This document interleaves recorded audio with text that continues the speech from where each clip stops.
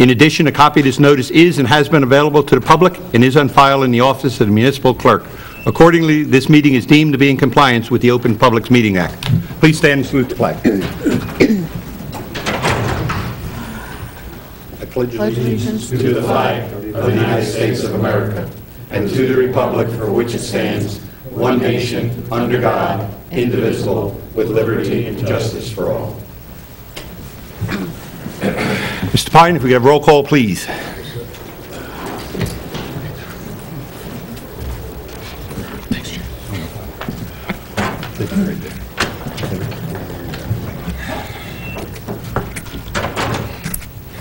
Mr. Cohen. Mr. Clark. Here. Chief Hogan. Mr. Eisner. Chairman McNamara. Here. Deputy Mayor Howell. Here. Mayman Green. Here. Mr. Mendez. Here. Mr. Needler. Present. Aronson. Mr. Pine is present. Thank you very much.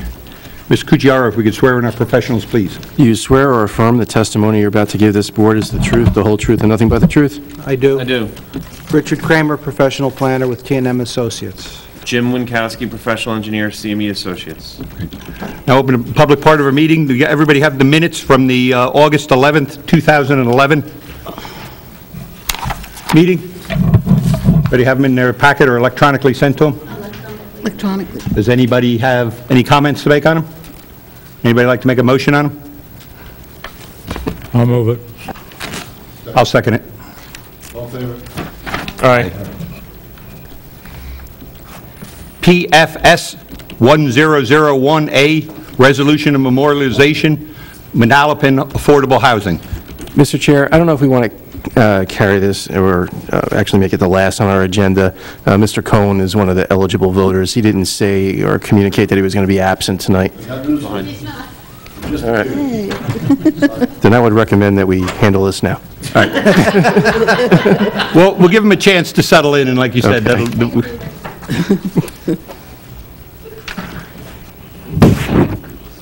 Mr. Vice Chairman, we held the resolution on the memorialization because we only had a couple people who were eligible to vote on it.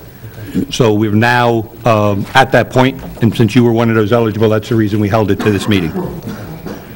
You ready to do it now? You want me to move it to the end of the meeting, too? I'm ready. Okay, Well, could we perhaps move it to the end of the meeting? fine. End of the meeting it is. I can leave and come back then. No. I'll wait. Thank you. Okay. PFS 1032, 352 Monmouth Road, final approvals. Sir Accusano. Good evening, Mr. Chairman, members of the board. Good evening. This is the somewhat unusual final approval application for 352 Monmouth Road, property on Gordon's Corner. I was asked by the board to give notice of this hearing, which I did do. That, in conjunction with a variance which the board indicated we required, in conjunction with the buildable area. If the board has any questions, John Plaskonka is here, so is the applicant.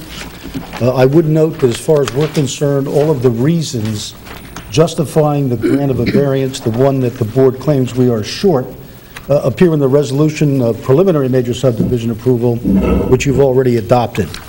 Elements such as aesthetic improvement, the elimination of a bunch of non-conforming buildings, and the creation of two lots with two principal buildings, one on each. We're going to provide septic we're eliminating septic, I beg your pardon. We're going to provide sewer for not only our project, but the neighbors. And certainly this is a much improved use of this lot. And on that basis, I'd ask the board to move forward. If there are any questions, Mr. Plaskonka is here to answer them. Thank you.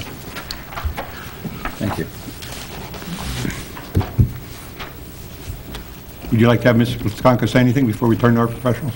You want to swear him in? Sure, go ahead. You swear or affirm the testimony you're about to give this board is the truth, the whole truth, nothing but the truth?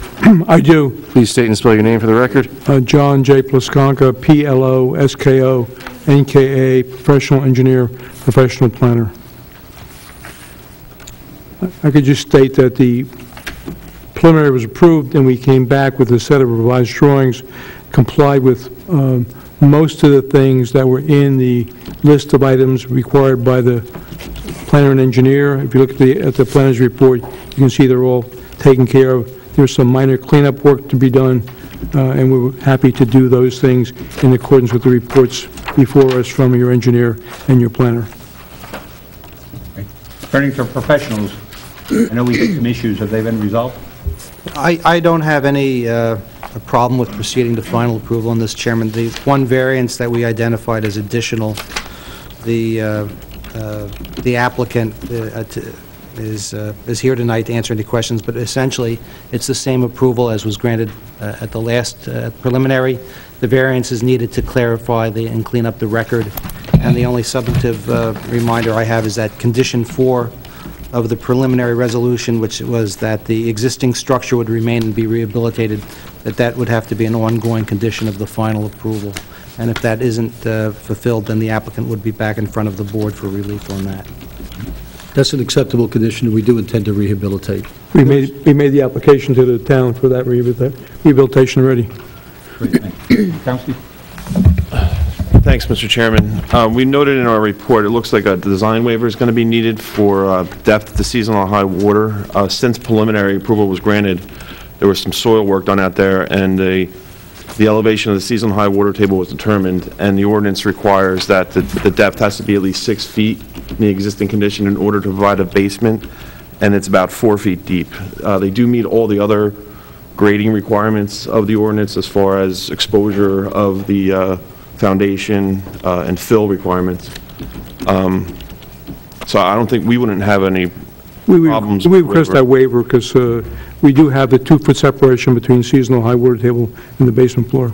One of the concerns or the reasons why these ordinances were generated was so these houses didn't go up at such a height where it was over-towering the neighboring properties, and the elevation of the existing home to the west would only be about 3 feet lower, the first floor lower than the home that's going in now, so it's not too much of a significant change in elevation. So we'll have a basement, and we will give a variance for the mounding part of it. If the board is in favor of the waiver. It's what they're looking for. Yes. Got it. John, are you securing any easements for the water and sewer? Yes. You are. From what we've done so far, we've been able to determine that the manhole can go into the right-of-way of the county, and we made an application for a road opening permit for the county. We gave them a $10,000 bond, a $500 fee. We expect that to be approved based on my discussions with Bob Dickerson, the county inspector. And we're going to the WME Way for that 40-foot extension of the sewer across the street. Yeah, we typically sometimes have concerns when the way the sewer and water is being run here, the services from each of these lots are going to have to extend up Gorns Corner Road across the frontage of the neighboring lot, existing lot. Those are going to be private because the utility authorities usually just are responsible for the mains themselves, and then the services are responsible to the homeowners. So we'd like there to be some sort of deed notice or something like that, so the homeowners are aware that they're responsible for that service up to the point of connection to the main itself, so they can be prepared for that. That's not a problem. And of course, we are providing a manhole right in front of the gentleman's home that has a problem with city water and city sewer, so he'll be able to connect into that manhole as well as tie into the water line that we're going to get from Gordon Corner Water Company. Are you extending the main for the water? Yes, we are. Okay. Through Gary Aaron Water Yeah. Company.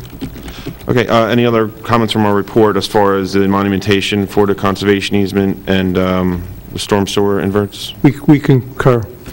And we had a comment in a report about the need for a variance. I guess we had a question on whether or not a variance was issued for preliminary approval for improvable diameter for proposed lot 27.011. We questioned whether or not the applicant was going to secure a permit from DEP to transition or modify the DEP buffer that's encroaching on the improvable diameter that's required. I'm not sure if the variance was needed or because you can go to DEP and get the relief to open up, to provide Mr. the Chair, improvable area. I think, Mr. Plaskanka, that's what you had testified to earlier, isn't it? Correct. That's the variance we're asking for Right. that we So- thought we had last time. So they have requested that variance, Mr. Chairman, and the reasons that you heard before are the positive and negative criteria that they put on the record. That's all the comments I've had. Right. Members of the board, anybody having questions for the applicant? Anybody? Seeing none, I'll open to the public. Any members of the public wishing to come forward and question the applicant or his professional? Seeing none, close public. Mr. Accusano, you have anything? No, I don't. Thank you, Mr. Chairman. I ask for the board to vote, give us final approval. Thank you. Anybody have anything? Not, like to make a motion of any type? I'll make a motion for approval. I'll second. 2 seconds, second, yes.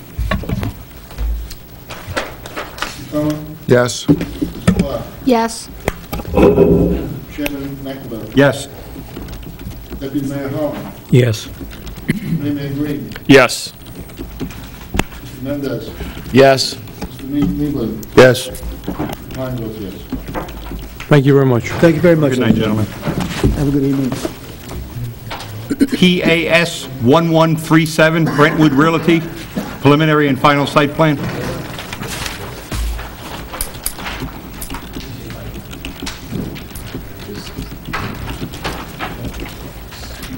Evening, Mr. Alfieri. Good evening, Mr. Chair, members of the board. Salvatore Alfieri on behalf of the applicant.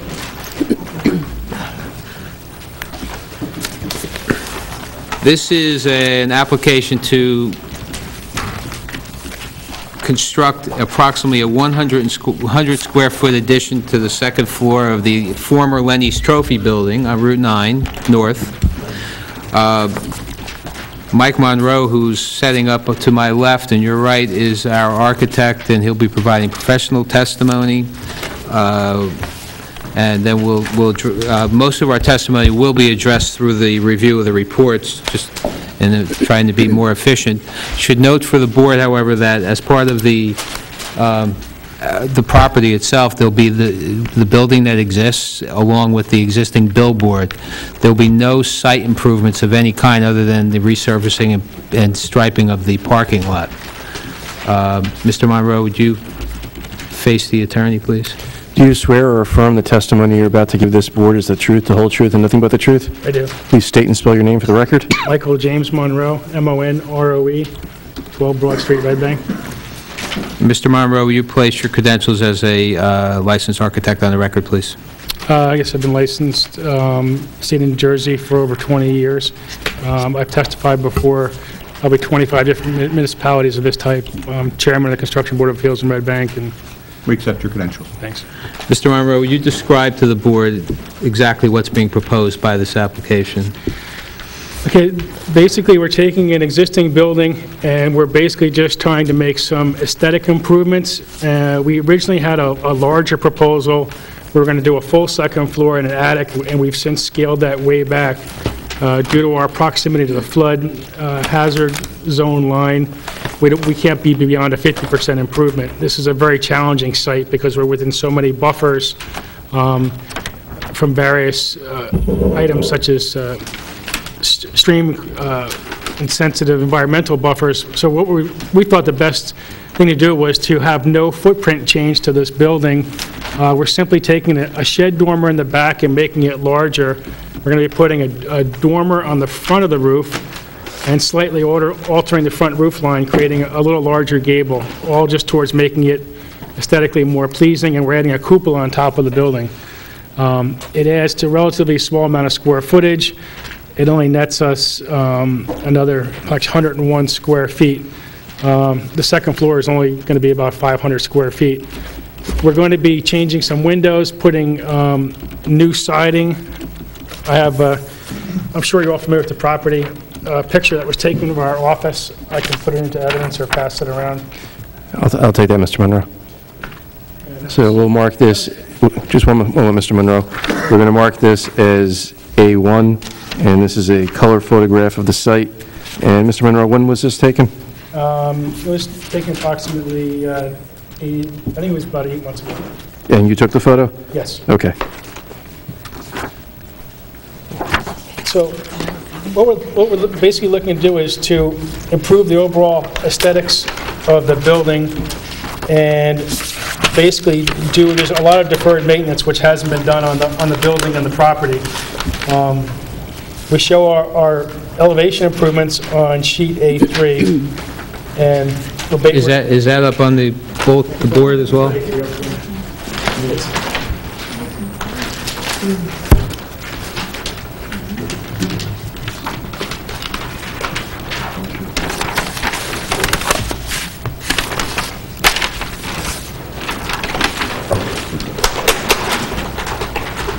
CC? Excuse me, can you please use the microphone? Sure. Thank you.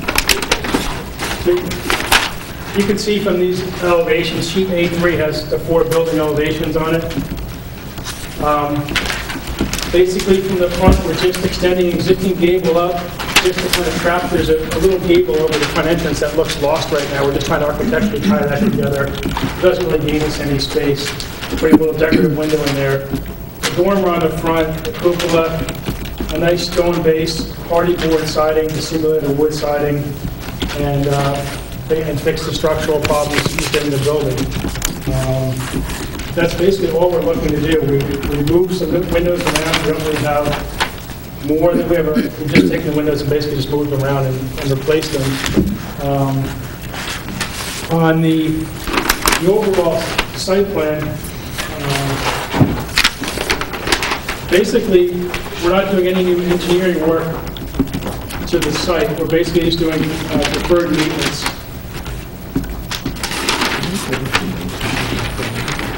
As stated in the engineer's reports, we have a blow on T2, which is our existing condition plans. It's basically one open parking lot area. It's a little bit of state of disrepair. It's a little bit of subsurface work and then a recoating, which we agreed to do, a top coating.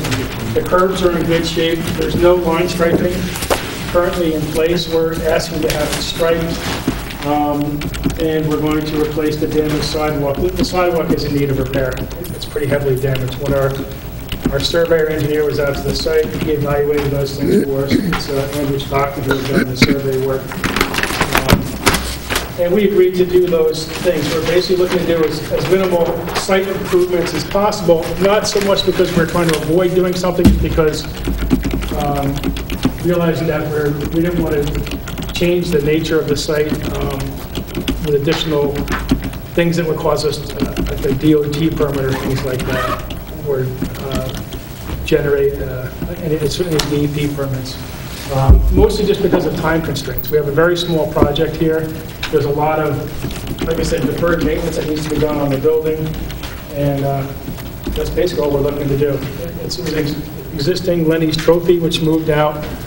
We anticipate putting a small office in there, or retail, but probably have a better shot at getting office in there. It should be noted for the record that there's not a tenant or user lined up at this point, because the applicant wanted to get through the approval process before he marketed it for rental. Can you describe to the board the freestanding sign, where it's located, and what it looks like now, and what's proposed? The freestanding sign is actually the picture that's being passed around. It's elevated 4x8 sign. It is past our property line. It's pre-existing. It's in a DOT right-of-way area. We're not changing the sign anyway. We're just asking that it be refaced. Same with the billboard. There's an existing billboard on the site. When we bought the property, it came with a long-range contract, which we were forced to honor. And we have no plans to change any part of the billboard. We're just asking that both those signs be allowed the existing to remain. Now, in terms of the, if we refer to the CME report, and we could run through some of those comments, the first page and a half are simply narrative describing the site and how the plans have been changed since the first submission. The variances, which start at page 2, number 4, A and B, are all pre-existing conditions. We're not changing or exacerbating in any way those variance conditions.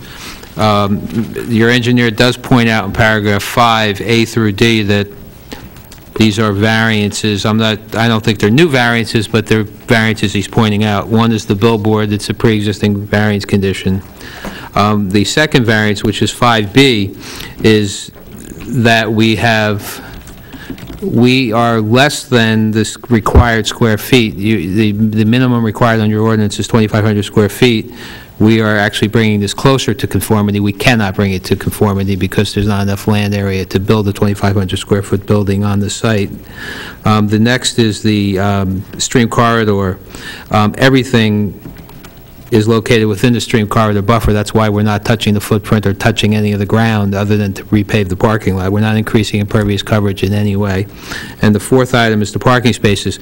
10 by 20 is required. There are no parking spaces on site. It's just a blank, it's a black piece of broken up tar, and we're just striping it, but with 9 by 18 spaces if permitted. And those are really the variances that are being sought. Then I think, I'm not sure if we need to comment, perhaps your engineer would tell us, but item 6 are the waivers, and most of them he believes are acceptable. I think one or two of them we do need to comment on. One is the lighting plan. The applicant hasn't proposed any on-site lighting. He has no objection if the board feels that there should be some on-site lighting. There's lighting that spills onto the site from Route 9, but if you think that there should be some minimal lighting on site, we would certainly comply with that. Is that correct? Yeah, that's basically, we had our lighting consultant, Liberty Lighting, look at it. We can accomplish, if we are asked to provide lighting for it, we can accomplish it with one pole, a standard shielded fixture, probably a 20, 25-foot fixture right in the center of the parking lot. We might be a little bit light towards the entrance on our foot candle level, but we pretty much can get one pole would cover the whole thing, so. And then the only other, in item 6 that we need to discuss, otherwise we will comply, is the septic sewer issue. We have a letter from your Board of Health that says that there are no plans on record as to the existing septic system, and extensive engineering would be required to establish that the existing septic system is adequate. The applicant hasn't hired an engineer to do that or analyzed the cost of connecting to the sewer, and would like to do one or the other depending upon the cost of them, and would like to leave it to him rather than to the board. If it's cheaper to get the design details and get the Board of Health approval to leave the septic, he would rather do that than to connect the sewer. Again, ultimately that's the board's call, but that's our preference. And I think that's, we would address everything else in 6 of... Just one other comment on the septic. Obviously, we're going to have a septic company look at it and service it. They have to be serviced. So we would get something from the septic company saying that it was serviced, that it is functional. Obviously, we want it to be functional. And we're not adverse to connecting it in the future, like I said, as long as it wasn't cost prohibitive. And but we're going to evaluate the existing system first. So we're not changing the level of usage or the intensity really within inside the building. We're not adding any new bathrooms. We're not really adding any new employees. So our thought is we're really not changing the intensity of use, and we'd like to be able to, if it is serviceable, leave it to remain. And then item 7 on page 5 are the items that the engineer suggests we comment. Some of it we've commented on already, but we'll run through them quickly. Item A is questions why we don't have a licensed engineer submitting the plan as opposed to the architect. The final plan, if the township wants, will be signed off on by Andrew Stockton, who's the engineer who did the survey. So if you want a sealed engineering plan, we'll provide that. Basically, there was no change to grading or drainage, which we're not allowed to address, but these are all maintenance issues. Yeah. Like I said, if the board engineer or planner feels strongly about it, we can have those details provided on a plan by our engineer. Mr. Chair, just the New Jersey Administrative Code does allow an architect to prepare a site plan, except for those portions that Mr. Monroe just indicated, which are the drainage. So long as the plan doesn't have those details on it and does not require those details, then under the administrative code, they don't have to do any more. Thank you. 7B, again, is the parking lot. What our intention is, we've indicated that we are going to repair the sidewalks. We're going to do some sub-base repairs of the parking lot where necessary, and then put a final coat, top coat onto the parking lot, and then stripe it as proposed. If there are any other questions on that, we'll comment on them. Item C is again, the septic sewer issue that we've just discussed. Item D is the lighting. Again, we'll leave that to the board. Item E, the applicant has agreed that he will remove whatever remnants of the Lenny Trophy junk that's left by the stream. That'll all be removed as part of this approval. Someone had just dumped some engraving plates in the stream. It won't take that much effort to clean it up. That's what they were talking about. Item F, Mr. Marmoro, you want to comment on F? Oh, the existing it's not even really a basement. The basement height is right at 6 feet. The minimum height for a habitable basement in any way is 6'6", so it's below a legally habitable space. So it's just existing to remain. There's an HVAC unit down there, and that's all we're going to use it for. So there's no way it can be legally used for any occupiable space. There's no plans to dig it deeper or change it in any way. G, we will stabilize the soil near the stream, and we'll provide whatever details your engineer requires. H, since we're not moving, expanding, or anyway changing the sign, the freestanding sign, we prefer not having to ask the DOT to leave it where it is. Again, that's going to be your call. Yep. Part of the issue on that is there's a visibility problem. The building is way tucked back in the trees, so coming from one direction, the building's really not visible. So it's a little safer to have a sign out where it can be seen and pushed back. If we had to bring it right onto our property and meet the freestanding sign setbacks, it would be almost against the building. So because we're not changing it, we don't think it's in an unsafe situation. We think having the sign more visible will be able to warn people that you're coming up to the building to make a safer traffic movement into the site. So we'd be asked that it be allowed to be kept as a pre-existing condition. Item I, garbage. Can you describe how the refuse will... We have a very low volume, probably a bag or a bag and a half a day. So 2 containers with sealable lids, flip-top lids, taken by private hauler should be adequate. I don't see any reason. If you'd like us to provide an enclosure, we would. But we're going to put 2 cans behind the building. It's the way it's been dealt with. It's in the history of the building, and we think it's a very low-intensity use, and we think that's our solution for it, if that's acceptable to the board. J, we will provide a conservation easement for the areas that require that. L is landscaping. Again, if the board agrees, we will make sure that if you want us to supplement the landscaping that we're proposing, we will do so to the satisfaction of your engineer. The sign detail we've discussed, and we'll add the stop sign and whatever other details that are required. Is that correct? The stop bar, correct. The stop bar, I'm sorry. And then M, I guess you're going to have to answer that. Yes, we're using the thermoplastic, which is what everyone's using now for the new line striping. So we will do that. Yes. And then Mr. Kramer has a report that I think for the most part we've addressed, except actually we did. We even addressed the basement, Mr. Kramer. I'm not sure if there's anything more that we didn't touch on your report. No, our report, we relied upon the earlier plan, so you've indicated that you're only doing 101 square feet of additional... It's going from 1279 to 1,380 square feet. Right, so we should be within, there's no longer a parking variance required. We had a 1-space variance under our previous application, which we modified, so now we're completely conforming. We just asked for consideration for the 9x18, which is a fairly standard, by most municipalities, line striping. I think is reasonable, and then we can fit it within, like I said, the parking spaces existing were not lined, or were lined so long ago that the paint completely wore away. And you're not changing the building footprint? The building Not at all. footprint stays in place? Now, the only other, based upon the testimony, comment I would have, it's an office professional zone. Right. So if you're going to use this for retail use, you're going to be limited to what something similar to Lenny's Trophies operated as, because the only permitted uses as of right are going to be those office uses that are permitted in the zone. We obviously have to comply to the uses that are permitted in the zone, otherwise we'd have to come back to another board to get relief, and we're not doing that. It appears to be better suited to an office use, for that low visibility than a retail use, so I think that's probably what it'll end up being rented to.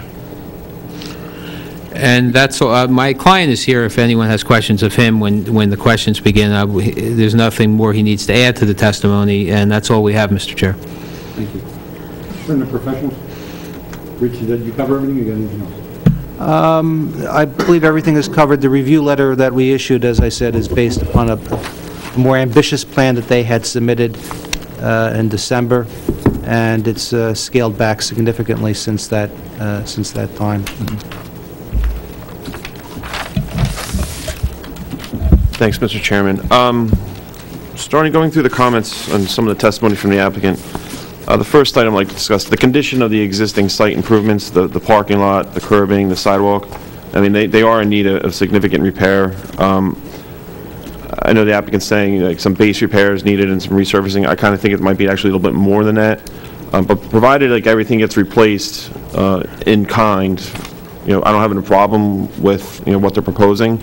I would recommend, I mean, as a condition of approval, whatever repairs or resurfacing, before you do it out there, it's done under our approval. Like, that's fine. Before we can recommend CO, we're going to have to make sure that the parking lot is in acceptable condition. It might need just more than just base repair. It might need a full reconstruction.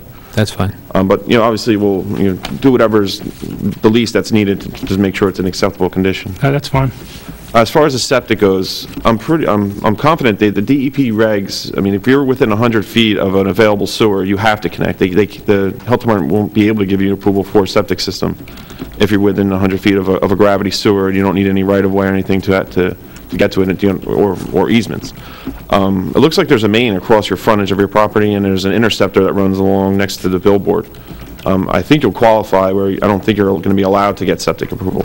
Again, it is under Health Department's jurisdiction. I can discuss this with Dave Richardson and make sure we're on the same page, but I think your applicant's best served by, looking into the sewer connection. Plus, this site is heavily inundated with environmentally regulated areas. You got wetlands buffers, flood hazard areas, and the septic system is right near the stream as shown on the plan. Environmentally, it'd be better if it was connected to the sewer system. So it would be my recommendation that every effort be made that the site is connected to a sewer.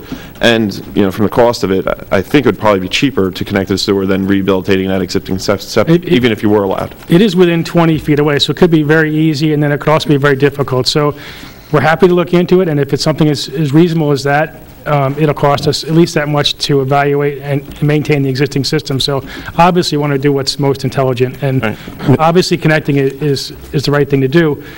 If we come across something where we can't get to the pipe and it requires a 1 or 2 year approval, we come back to you then and say, look, we're in this process, but let us use it until we're just trying to get in within a reasonable amount of time. So we'll make a good faith effort to go into it and represent to you that if it's reasonable, we'll do that. Mr. Alfieri? Yes. I want to be a little more precise than that. From what Mr. Winkowski was saying, it would appear if there's a reg that you're going to have to do it. It's not a matter of what's cheap or not cheap. So I think then what you're saying, I guess, is in the absence of it being required by the DEP, you would like the discretion to make the choice yourself. Okay. Like I said, our inclination is to do it. We just want to make sure that it's reasonable and that and mostly like time related. It could be a very simple thing to do and would make a lot of sense for us. So. Okay. Then we talked about lighting. I think if you can provide a light fixture out there, I think you should do it. Do you know the intended hours of operation? Will it be nighttime? Normal business hours. We don't know the tenant yet, so it might have to go on timers till 9 or 10 at night, but that would be the max. I mean, I wouldn't have a problem with recommending a partial waiver to the full extent of the requirements for the full candles coverage. I mean, I think they are a little extensive, but I think there should be something out there because we have no idea if it's going to be nighttime use, and it's been a standard in Manalapan to always provide lighting for commercial parking lots. All right, so we'll agree to provide a light fixture to your engineer's satisfaction.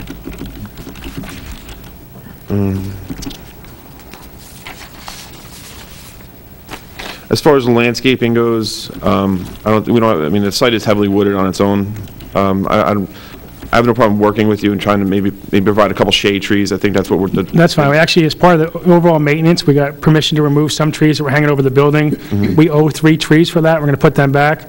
We have no objection to doing more. We're actually going to spend more on landscaping, so we'll be happy to work with you and agree to provide any landscaping that your engineer suggests.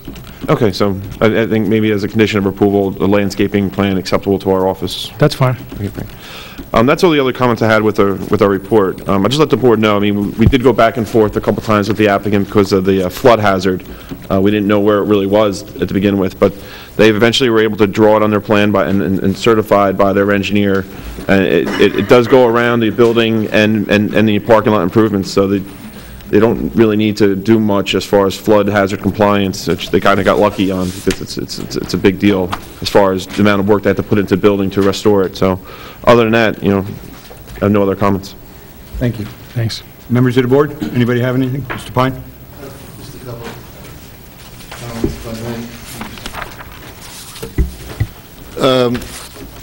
Anytime we get a chance to remove a billboard, I like the opportunity to remove it.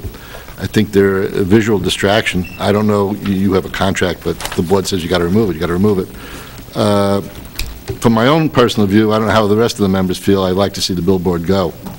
I think they're unattractive and they don't help us any. The lighting, I agree with Jim, I was going to bring that up. The septic system, if you got to connect, you got to connect. If you don't have to connect, I would accept the septic system for the site because it's such small usage.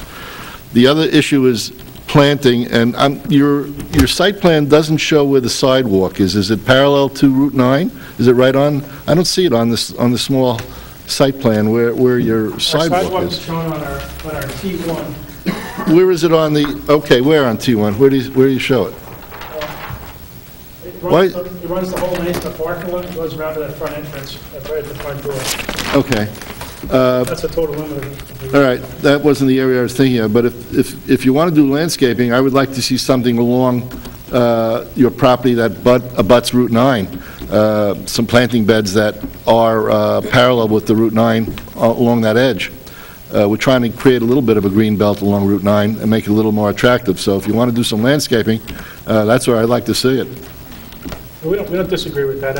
I don't mind doing a little landscape area out there. Parallel to the Route 9. We do have space right in front of the building to do a little bit. Well, I was thinking, not only in front of the building, but, just something simple, grass with some small plants parallel to the entire width of the site along Route 9.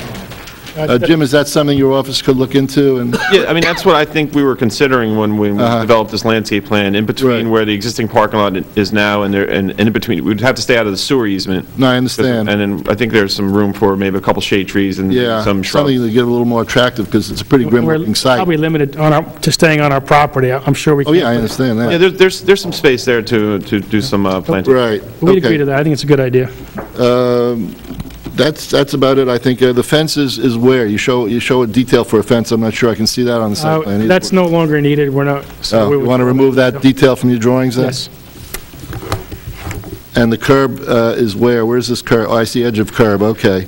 The only curb repair, there's no barrier-free curb cut, so we're going to put a standard ADA compliance. Along that one edge, right. Right along the barrier-free space.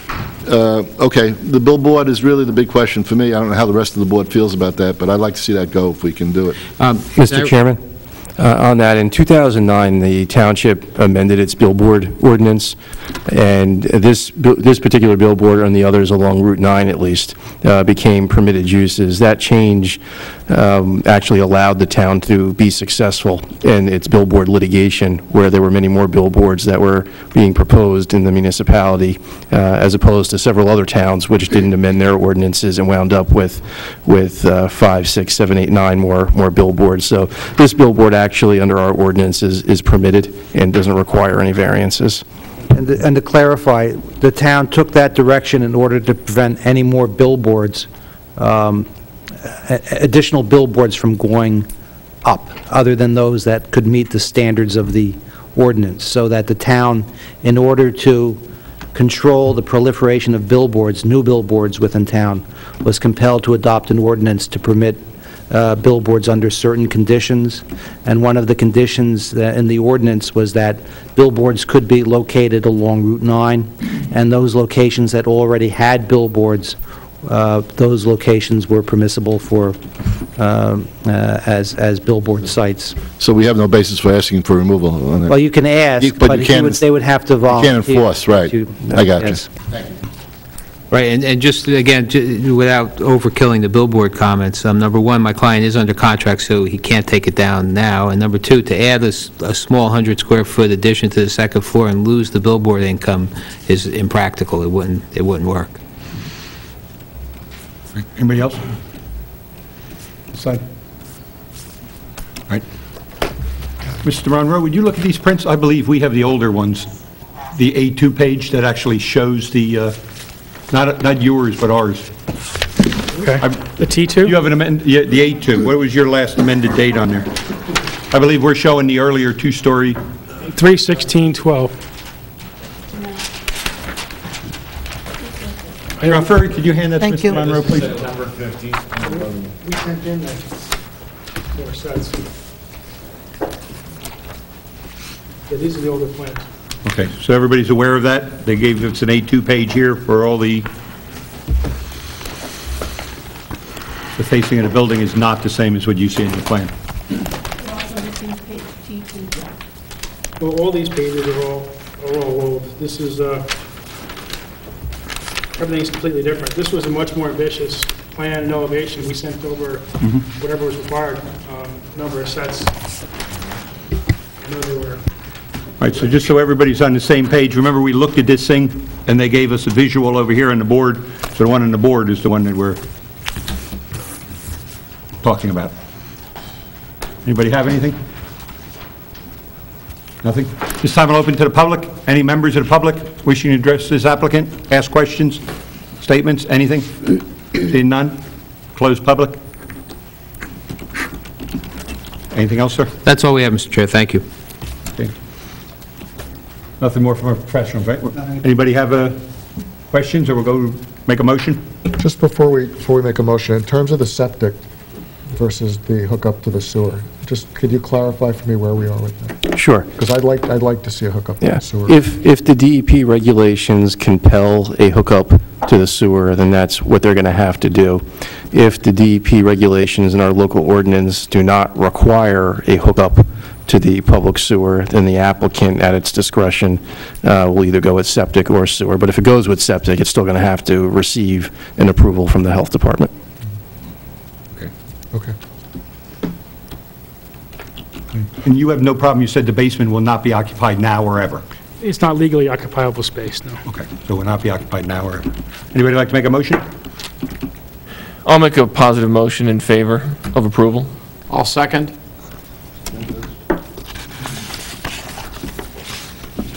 Yes. Yes. Yes. Yes. It is nice to see a business put in the time, effort, and expense to rehabilitate a building, so I'm a yes. Yes. Yes. Thank you, everyone. Good night. Thank you. And that, Leo, behind me is the owner of the property. He'll do a very good job. He takes pride in what he does. Make us proud. Thank you. Keep rolling, right, folks? PAS 1203A Battleground Country Club signs, amended site plan. Just in case the public will be up addressing this one, I'm going to read the television disclaimer. Township of Manalapan Television Network will be videotaping this meeting for rebroadcast on MTTN Channel 77 and Cablevision 42. By attending this meeting, attendees acknowledge this recording and agree to have their images be broadcast on these channels. All attendees and participants agree to conduct themselves in a manner appropriate for a public gathering. Inappropriate behavior or gathering creating a disturbance or safety hazard are prohibited inside this building. Individual speakers should be advised that no right of privacy protects a citizen's public comments or in a public forum.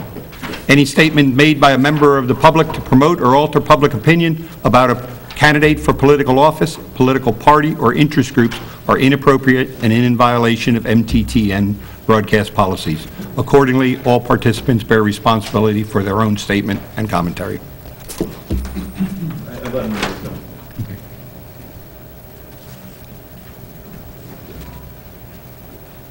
More than a couple of minutes, we will take that break then.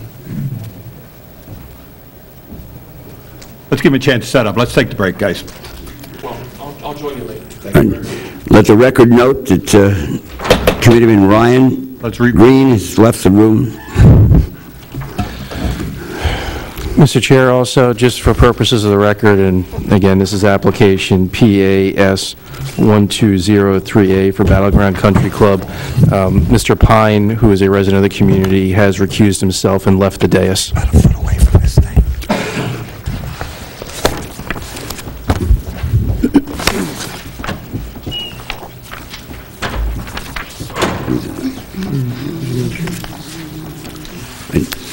Thank you. My name is Gerald Sonnenblick, the Sonnenblick Parker Selvers. We're the attorney for the applicant, which is the Battleground Homeowners Association, which is the overall homeowners association for the various 3 communities within Battleground. And just a quick opening remark so everybody understands why we're here, because we're here.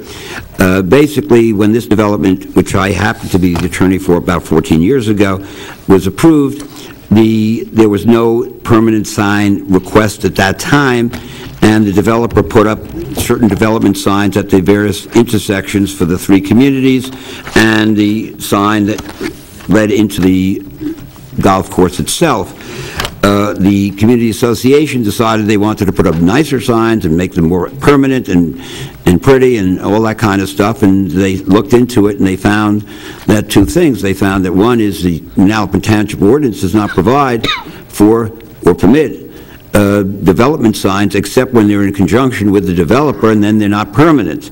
So in effect, in order to legally make this happen, you had to make an application to the township, you had to ask for the variance, and so basically this is a presentation which Mr. Blasconka hopefully will qualify and explain to you exactly what it is they're going to do, what the size of the signs are, and we've used the development size as a basis for indicating to you exactly how they actually meet the signs that are there and are going to be more attractive. And that's the basis of this. It took us a little long time to get here. We had to notify a whole bunch of people. But in any event, I'm finished with my opening statement, and we did service on many, many people. Is that correct, Mr. Kuchera? Are we okay with service? Yes, many people. Thank you. Mr. Blasconka would have to be sworn in and qualify. Do you swear or affirm the testimony you're about to give this board is the truth, the whole truth, nothing but the truth? I do. Please state and spell your name for the record. John J. Plasconka, P-L-O-S-K-O-N-K-A, professional engineer, professional planner, Manalapan, New Jersey. We accept your credentials, sir. Thank you, Mr. Chairman. Thank you. Mr. Blasconka, would you just go through what it is, and maybe we'll show some of the colored pictures as to what is being requested by this applicant, and then I will ask you questions that relate to the planning aspect of this. This is a homeowners association for the Battleground community, and they have 3 different communities in the facility. You have almost 500 acres of property, and you have over 500 housing units on the site, running from Route 33 business to Millhurst Road, almost to Main Street, although there's no entrance there. But they do have 2 independent, separate entrances to the communities on Millhurst Road, one at Whitlock Court, which is just past Andy Plaza, where there are townhouses, and that's the greens. And then you have the next entrance is Hedgerow Lane, which is the dual opening past the Battleground facility, where they have the single-family houses.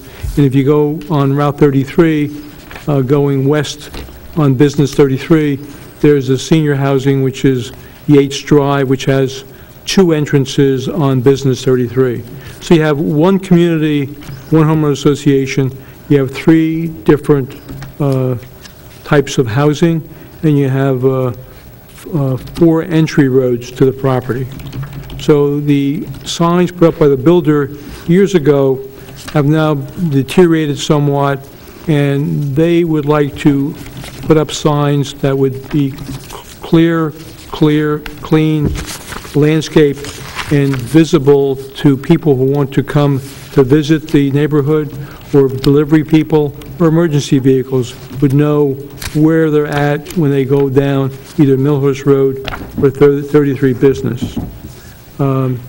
The size and the sections are such that they do need to have separate identifications, and we do have, starting from the greens at Battleground. So if you come off Millhurst Road from 33 going north, you first hit the greens at Battleground, which is the townhouse section, and they wish to put a sign at their entryway there, where there's a landscaped wall right now, if you go by there often, and the sign would be behind the wall. It would be 20 square feet, it would be 40 inches high and 72 inches wide.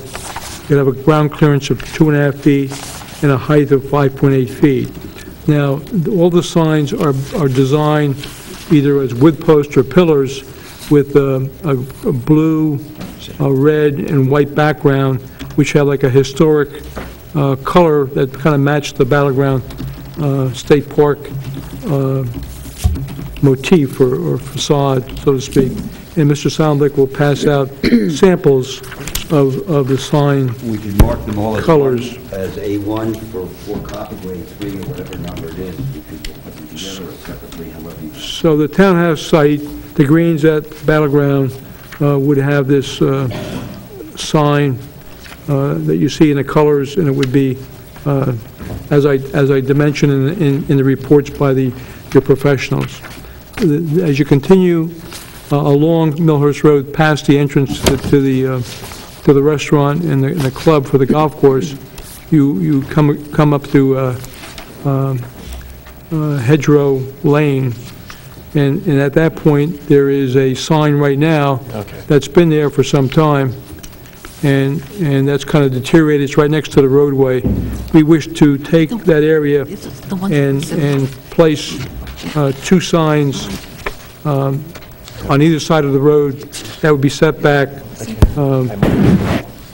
approximately 34 feet from Millhurst Road and 29 feet from Hedgerow, and about the same on the other side. That sign, both signs would be 32 square feet. It'd be 48 inches by 96 inches, have a foot ground clearance and a height of 5 feet. So that would be the two signs for the entrance to the single-family homes. And then finally, for the senior housing section, you'd have two signs on Yates Drive. Now, Yates Drive has two entrances, so as you're going east going west on 33, the signs will be on the westerly side. They'd both be 32 square feet, 48 inches high, 96 inches wide, and they'd be 2.5 feet and 6.5 feet high.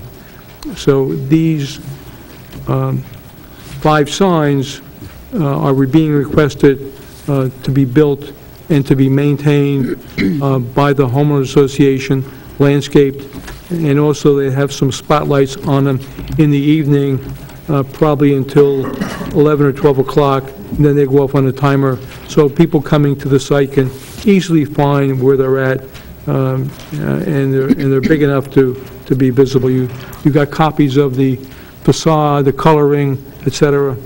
And the package, I think, I don't know, Eleanor, did everybody get a package of the signs as well? So you all have actually in your package the 4 signs that are there. We're just giving you another copy of them. But will those signs in any way obstruct the, John, in your capacity as an engineer, will they obstruct the vision or be in the right-of-way so that they would create a problem in seeing cars coming in or coming out from the development? No, Rich points out in his report that they're all outside the site triangle, so they're back far enough so that they don't interfere with anyone driving in or out.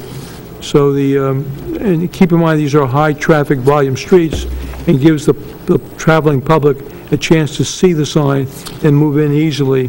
And also, with the 500 acres and the 3 separate communities and the 500 units, this is a good identification for each of the units. The town doesn't have an ordinance that allows for associations to do signs. They have an ordinance that says when the development's finished, you take the signs down. And normally, most developments don't have a HOA, so that the sign kind of deteriorates and falls apart. There are for Four Seasons and for the Nob Hill and the like, there are signs that are quite a bit larger than these signs. Is that not correct? That's correct. So the town has some consideration. In fact, we're not sure what approvals they got or didn't get, as the case may be, but basically these are existing signs that are there. We're now making them better. But so is your testimony then as a planner that we've met the positive criteria as to the need for these signs and for them to be permanent? Absolutely. These signs would have no impairment on the zone plan or the master plan. They would be helpful to the traveling community, and they would have a positive impact for traffic and emergency vehicles and visitors to the site. Do you think that and we utilize the signage dimensions permitted to a developer, and we're slightly over that 8 square feet on 3 or 4 of the signs, but basically, and they're all part of the notice and part of the T&M report. Do you see any problem if the board were to grant this approval, that there would be a detriment to the public good or impair the intent and purpose of the zoning plan? I think you said not. I do not. Right, and it would have any adverse effect on any surrounding properties? No, it would not. Or the character of the neighborhood? No, it would be helpful, beneficial. I have no further questions of this witness. Any further professionals? Kramer? The only additional variance I've heard from this testimony is that they're all going to be illuminated. Through outside spotlights? Outside spotlights. Outside spotlights. Would be the only illumination, and they would be on timers, and they would go off before midnight. Okay, so that would be further variance relief that the board would be required to give this signage. That would be correct. How are you going to provide electric service? You're going to need a meter and a cabinet in every sign?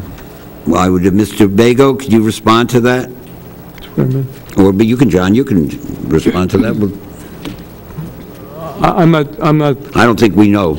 I mean, every time there's been someone that's come before us with a residential project like this and they need a freestanding sign, there's a meter and a cabinet that comes along with it. Well, then I assume it's just got to be, I mean, sometimes if they're not put up right, there can be an eyesore. So you'd want to put them in a location and use the right equipment, the right cabinet box, and a meter location that's buffered and, you know, we would work that out with your office, that before we put the lights up, you'd be satisfied, and your arborist be satisfied that the landscaping looks proper and that the lighting and the boxes are hit properly. The property manager is here, the president of the association is here, and a couple of other members of the association, so they're listening to this and they'll take care of that aspect of it. I mean, yeah, it's a pain in the neck because then you're going to have an electric bill for every sign. But I mean, you can just be aware, because if they don't think about it, they'll just throw it up wherever they think on a metal pole. If it becomes a problem, we won't do it. The fact is, then they won't do it, but the fact is they want it to be attractive, and it's going to be done in such a way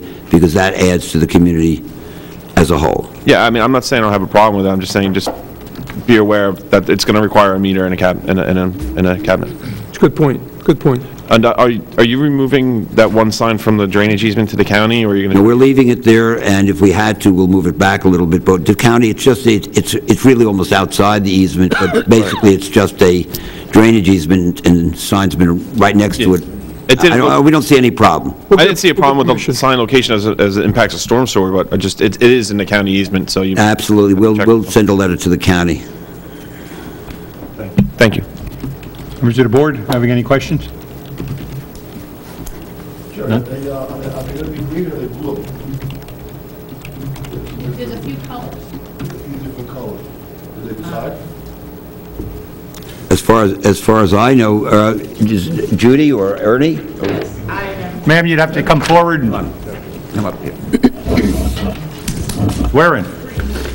Do you swear or affirm the testimony you're about to give this board is the truth, the whole truth, and nothing but the truth? Yes. Please state and spell your name for the record. My name is Judy Bago. I live at 33 West Parsonage Way. I am co-chairman of the Landscape Committee. Can you just spell your last name for us? B-A-G-O. We met with all three of the associations. Well, can you just a question, Judy, what color are the signs going to be? The colors of 4 signs are going to be red, white, and blue. The one for the greens, because they're called the greens, they asked that they wanted the green sign instead. So we met as a group and we gave approval for that based on that reasoning.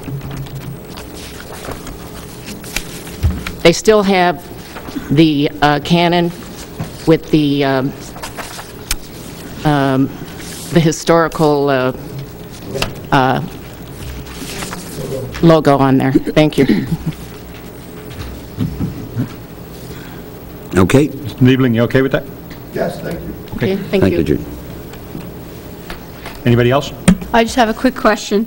At looking at A, I guess it's 2B, is the sign for hallmarks coming down? Yeah, Or is that going to remain? The old signs are coming down, The blue one, the blue one. the builder one? Yeah, the builder one's going to come down. They're down. Okay.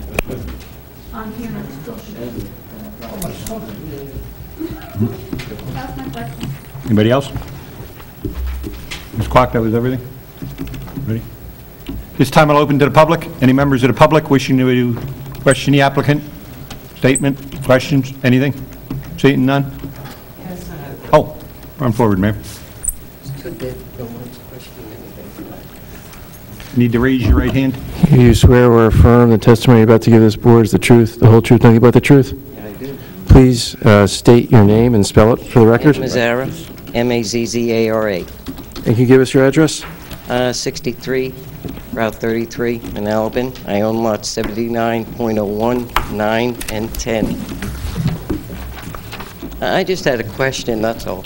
Exactly, you pass around the pictures, where exactly those are going on the west side, the signs that they're talking about by Yates.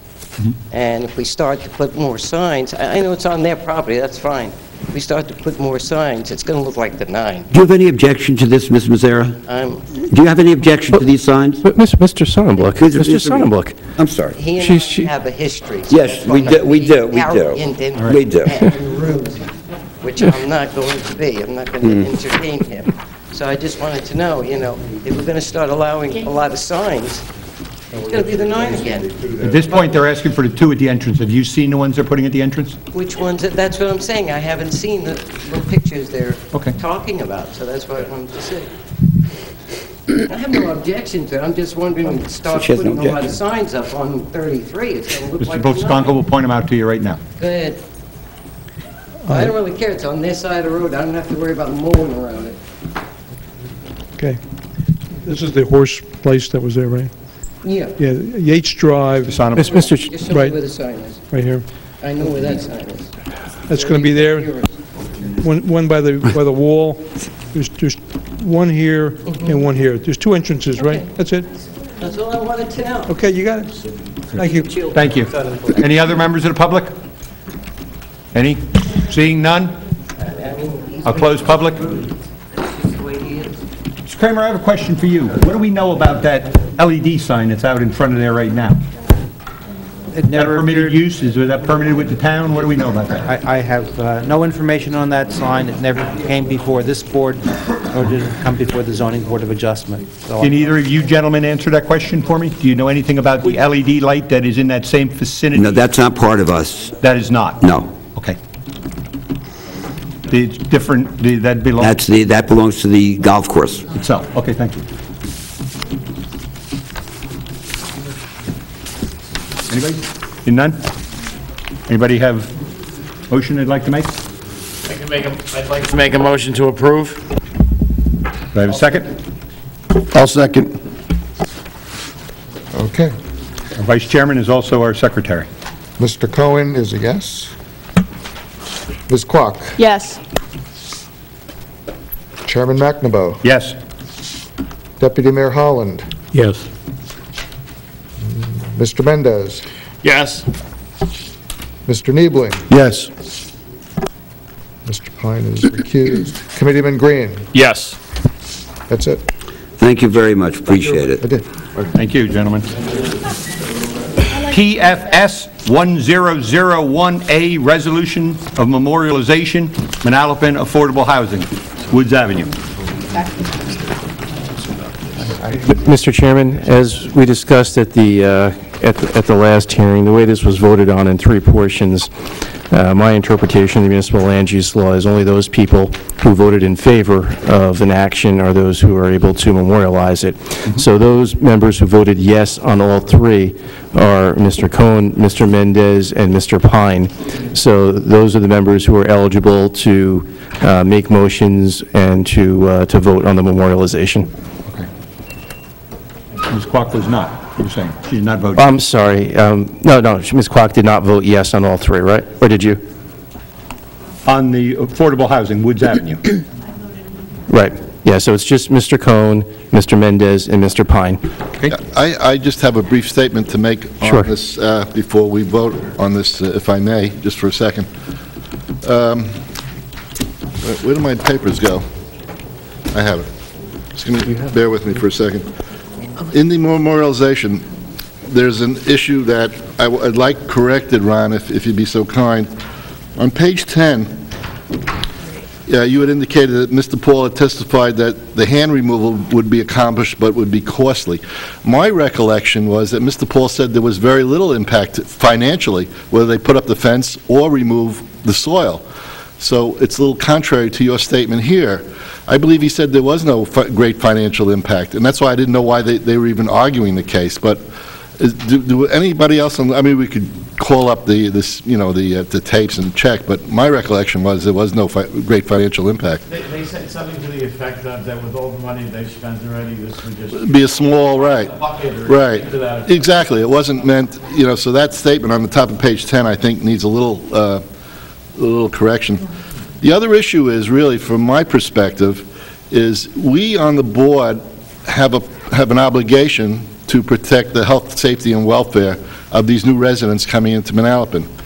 In order to accomplish that, no matter what the DEP's position is, and according to what we've been submitted, the letters here, the DEP says you can either put up a fence or excavate. It doesn't say you have to put up the fence.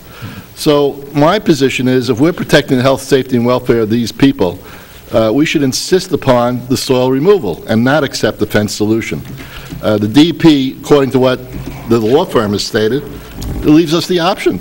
You can either fence it or you can take the soil removal. They don't say you have to do one or the other.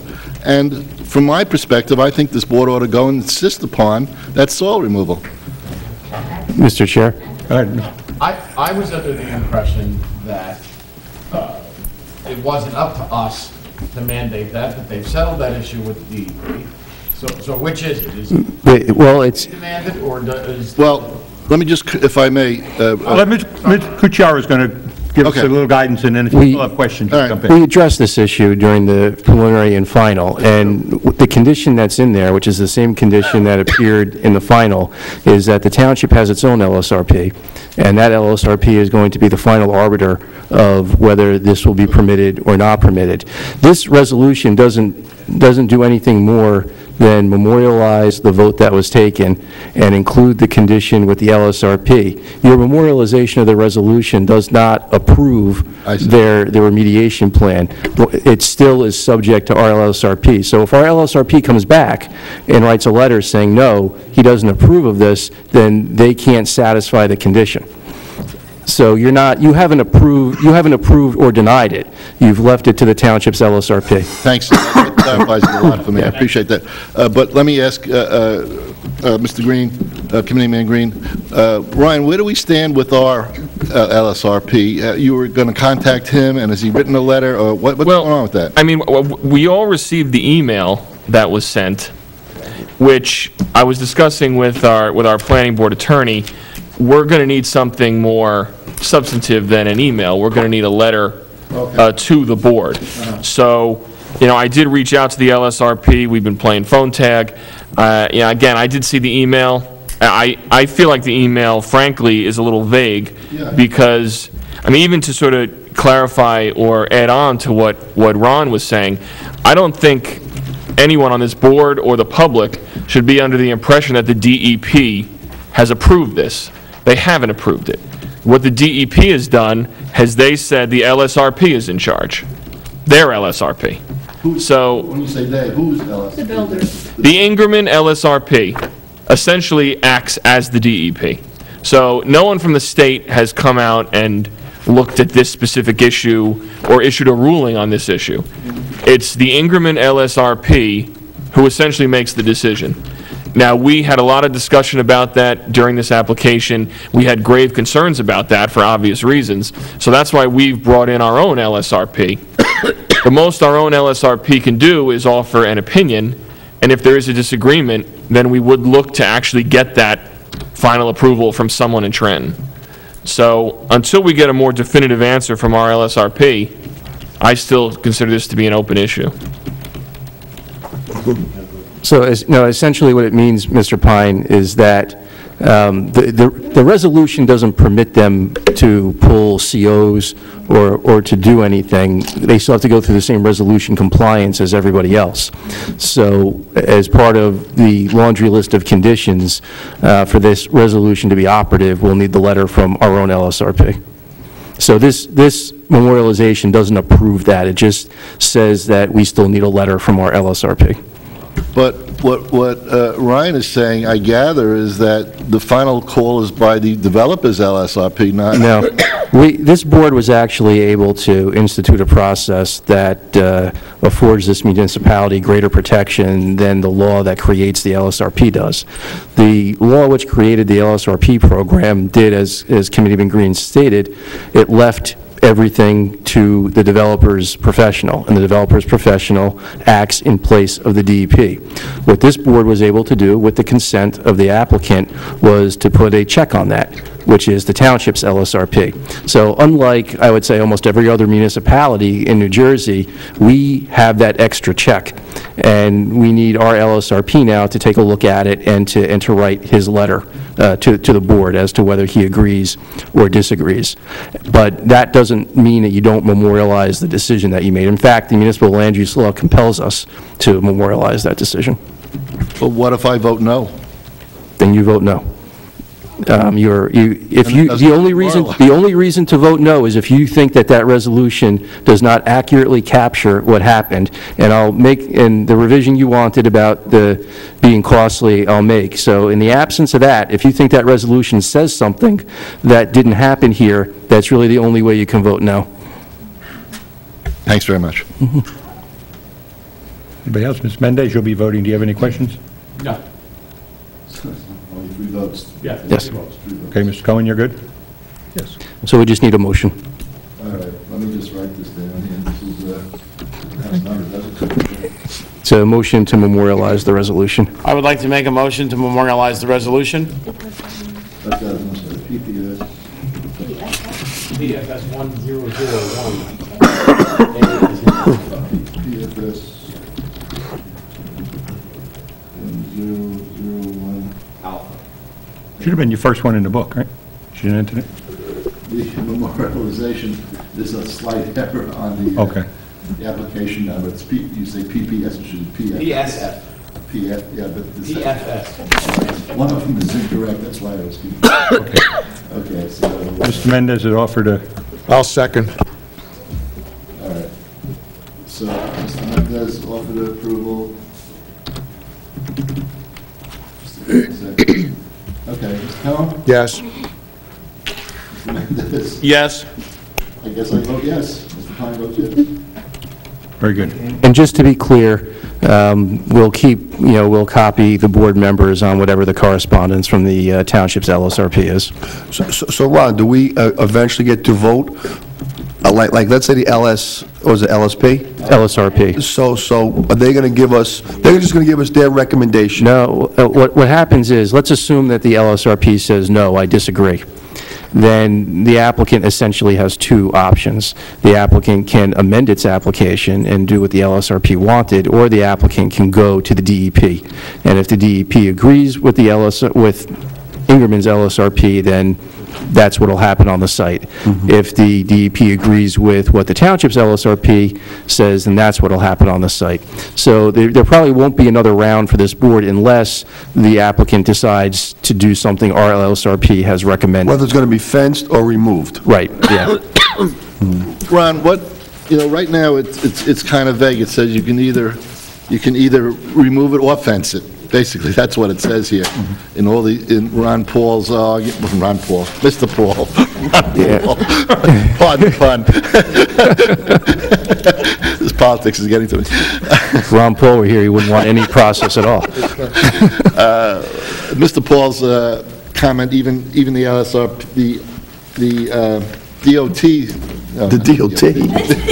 I'm totally confused. The state environmental DEP, they said either fence or remove. What if he comes back and says, I concur with the DEP? Well, the DEP has not reviewed this through the lens that this resolution requires. What the DEP has done is say, we're okay with various options, select one, but they're going to have to make a call on it if our LSRP disagrees. So I don't find that to be dispositive of the process that we have. Thank you very much. Could our LSP say, okay, either fence it or remove it? Could they just agree with the DEP, and then it's up to us? No, we're done. No, our LSRP has to make a decision, one way or the other. Whether to fence it or remove it? Right. He has to say, yes, I agree with the remediation strategy that Ingerman's LSRP is using here, or no, I don't agree with it, and this is what you should do. That's what I would be looking for in his letter. Gotcha. So it's not coming back. So, Ryan, when do you think this guy's going to respond? I mean, we're paying him all this money. Let him react. Well, what I will say is that, as we well know, this applicant likes moving at light speed on this project, and they have been trying to get this through as quickly as humanly possible, as further evidenced by the friendly letter they gave us telling us that we had to memorialize tonight. So I can always count on the Ingerman Group to try to jam this through. So in light of that, I am confident that with their constant pressure, our LSRP will be making a decision very, very soon, because I imagine they will be running to our construction office to get the required permits once the issue is resolved. So I would hope we'd have an answer by our next meeting. Okay, at this time, I'm going to open to the public. Any members of the public wishing to come forward and address us? Anybody? Seeing none, we'll close public. I make a motion to close the meeting? No, can't do that. Anybody have correspondence or anything? Eleanor, could you bring us up to speed on where our next meetings are? We'll have board discussion on the 24th, right? Yes. Okay. Mr. Kramer will have his report of what was discussed at the prior meeting regarding the zone changes. Right. We've been approached already by several people that June the 14th and July the 12th, so we may be reaching out to people if we don't have enough for a quorum and we don't have enough work. Some of these meetings may be canceled. Those are two of them that are being looked at this point. So we're not canceling them tonight, but we are looking at them for possible cancellations due to shortage of members. But the next May meeting is on? 5th anniversary, I will not. You're one of the, you'll be here on your 25th? I will not be here if I know it's good. Okay. Mr. Chair, I just want to be clear to the members of the board and the members of the public that are here tonight that the next meeting is just discussion. It's not an actual master plan amendment. It's not anything that's going to be acted upon. We're not taking testimony. This is Mr. Kramer putting into a outline or memo format, synchronizing what you heard at that last hearing and laying out some options on how we may be able to move forward. But I just want everyone to know there's not going to be a vote to do anything with the master plan, Okay. or to change it that night. Kramer, you're going to be hit of the night. Yes, that will be the featured event. Okay. Anybody have anything? Before we turn to Mr. Mendez and ask him if he still has a motion for it? We're on for May 24th. We are on for May 24th. 2 weeks from tonight, we will be here. That's Memorial Day weekend. Wait. Well, it's the Thursday before. Well, I don't know. Do you want a straw poll how many board members will actually be here? Okay. Going to do that? Raise some hands, show of hands, that those who will be here. Is that a no? No. So 1, 2, 3. Are you here, Don? It's unlikely I'll be able to make it. Okay. You will be? I will not be able to make it. We don't know about the other two who are out. Right. Well, it looks like we have it at this point, Neil. 3 people that are not here, so there's a chance that, Yeah, already posted it, so another night. Well, he said there's only 2 people that have to be here out of 7 that are here. Right? No, the hand don't show twice. You said who can't be here. No, you said who can be. Who can be here? I can't, where's it? Right, so there's 1 you or no, 2 no, 3, 4 no, 5, right? So we have 5, and then we're missing 3 members tonight that may be here, so we still have... Right, you're here. Thank you, Jim. Anybody have anything? Make a motion for adjournment. All in favor? Aye. Yeah. You're free.